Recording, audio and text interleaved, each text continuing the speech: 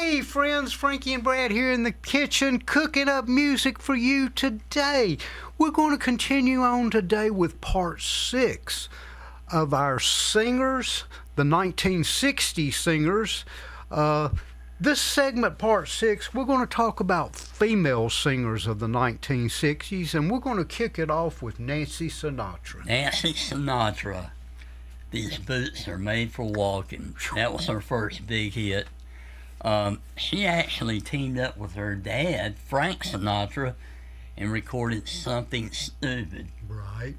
And then later recorded with Lee Hazelwood, another, I guess he was a songwriter. Yeah, a prominent songwriter. And they recorded some hits together as well.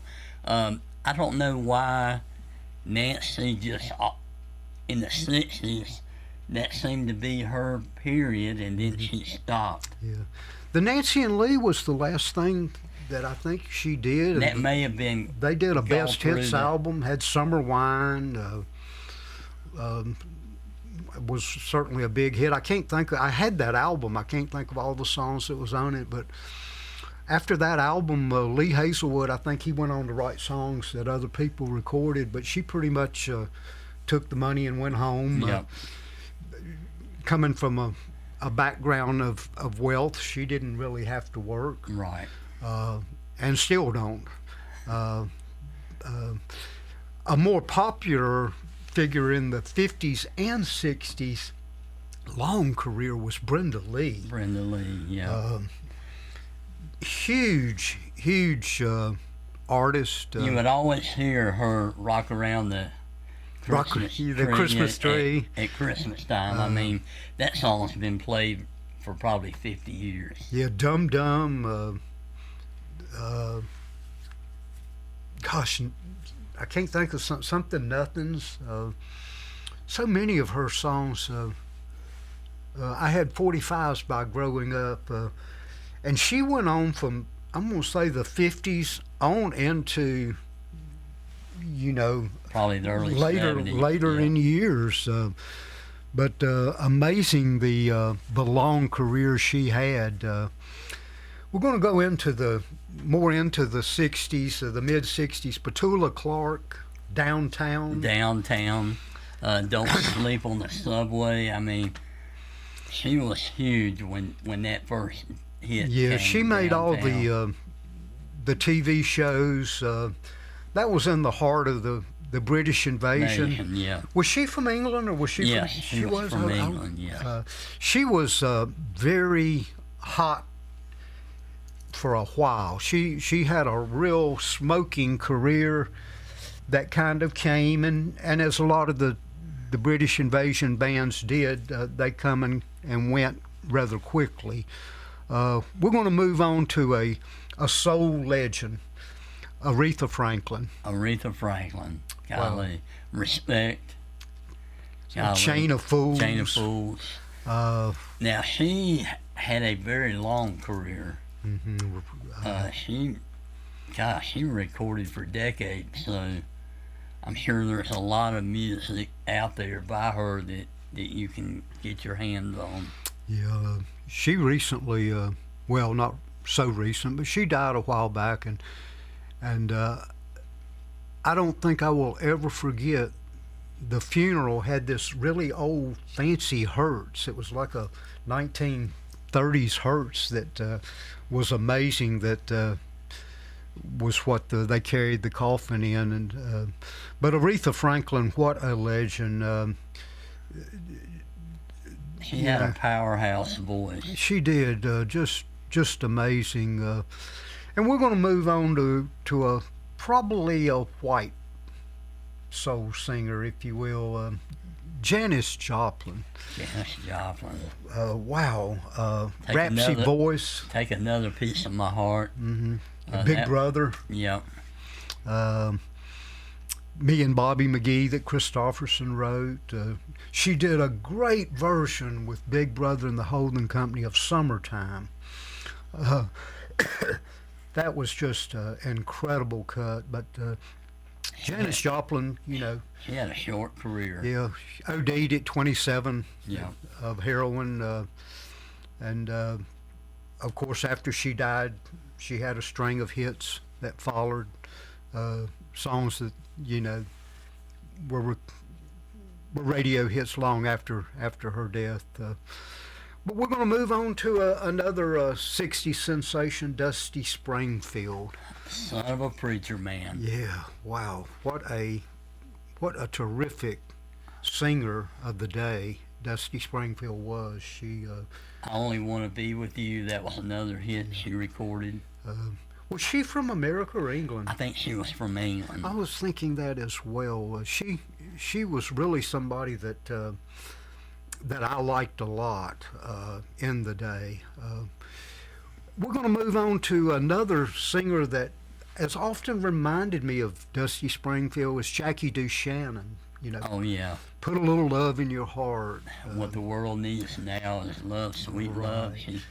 She had an amazing voice, and I don't know who the person was in her band, but the bass licks in a lot of her songs just really stood out for that kind of music. She had an amazing bass player. Put a little love in your heart. That's a super bass line. We're going to move on to a folk singer of the day that was amazing voice, and what a variety of songs. Judy Collins. Judy Collins. Both Sides Now that Joni Mitchell penned. Yes. Someday Soon. She did a cappella of Amazing Grace. Send in the Clowns. Yeah, wow, that may have been one of her last singles.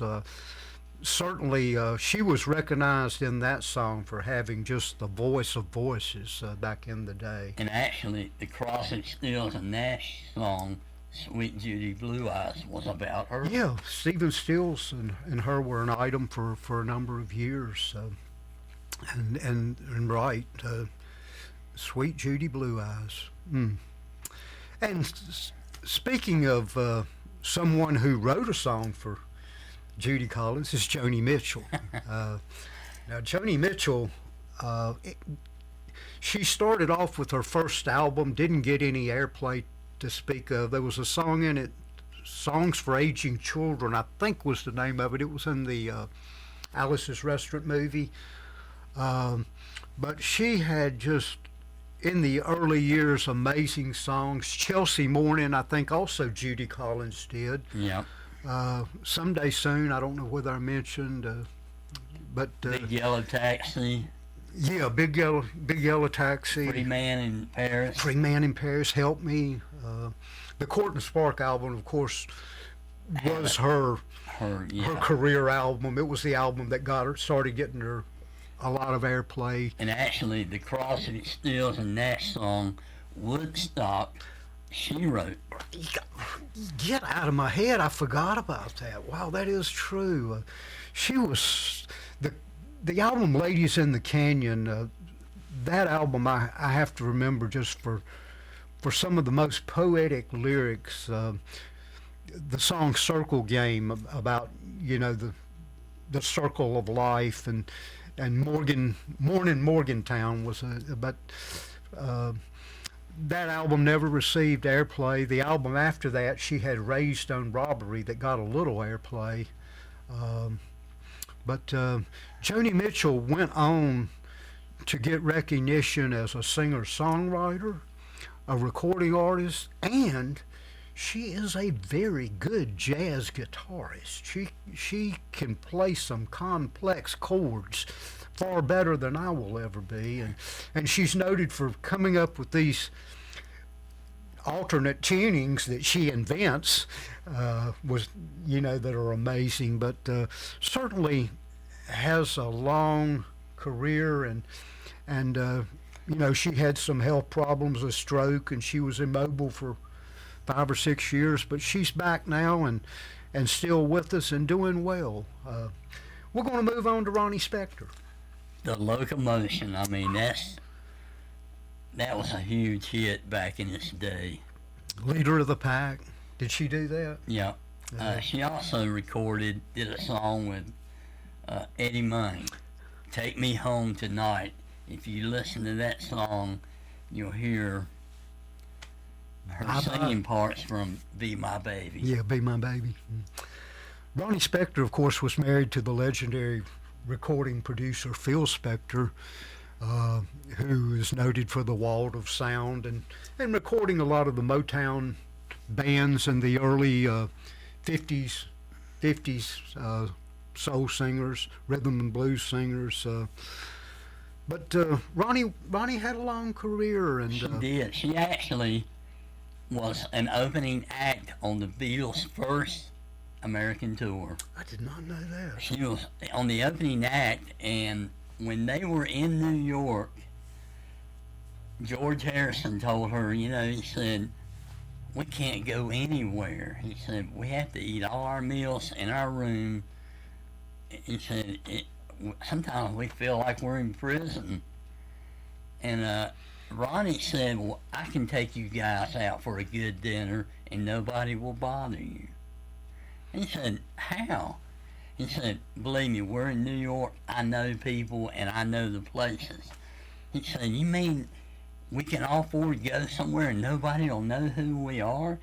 And Ronnie Spector busted out laughing and said, I don't care where you go on earth. If you four guys are together, they're going to know who you are. But he said, believe me, where we're going, they won't bother you. So she took them to Harlem and to a couple clubs and a restaurant where McCartney reported later that they had a great time and nobody bothered them. Yeah, but that was the only time they were allowed to leave to go somewhere, and it was because of Ronnie Spector. Well, that's a great story. Little Eva, 60s singer that the Locomotion that Grand Funk re-recorded later, thanks to Todd Rundgren. I was lucky enough to see Little Eva and Dee Dee Sharp and others in this kind of carnival of 50 singers that played in the Greensboro Coliseum, and they all would come on and do their one hits, and she was quite good in the day, and I have fond memories of that show. We're going to end with a singer that was had a major hit in the 60s. It was in a big movie, and she is still around today singing. Has one of the best blues voices, and that's Lulu. Lulu was married to Maurice Gibb of the Bee Gees for a short time. She did have the hit To Serve With Love. Yeah, and that was in the movie To Serve With Love. In fact, she played a part in To Serve With Love, kind of an alternate part. It wasn't the major. It was She was one of the students. Yeah, but she came in at the end and sang that song, and wow, that song, when that movie hit, that song exploded. Yeah. It was a #1 hit for weeks and weeks and weeks, and I don't recall other songs that Lulu did because of the magnitude of that one, but later in life, Clint Eastwood was doing some segments. He was producing along with I think it was Martin Scorsese, if I'm saying that right, of some blues music. It was something done for, I think, HBO, but Lulu and Tom Jones came on and both sang, not together, but they both did blues tunes that they had never recorded. And I was really impressed with both of them's voice, and Lulu, even Tom Jones commented on, wow, what a range, and that was quite a compliment coming from a legend like him. Brad, anything you want to add? I tell you what, that there were so many singers in the 60s. It took us a long time to actually pin down all these people. I mean, it took weeks. Yeah, that's. We're ending the segment on part 6, the female singers. We would like, if you would, please consider subscribing to our site. Give us a couple of thumbs up. Check that subscription button. It doesn't cost you anything. It lets you know when our material airs. It helps us produce the content we have and helps keep us alive. So as always, we'd like to thank you once again for taking your time to watch our video. We really appreciate you. And as always, you have a great day.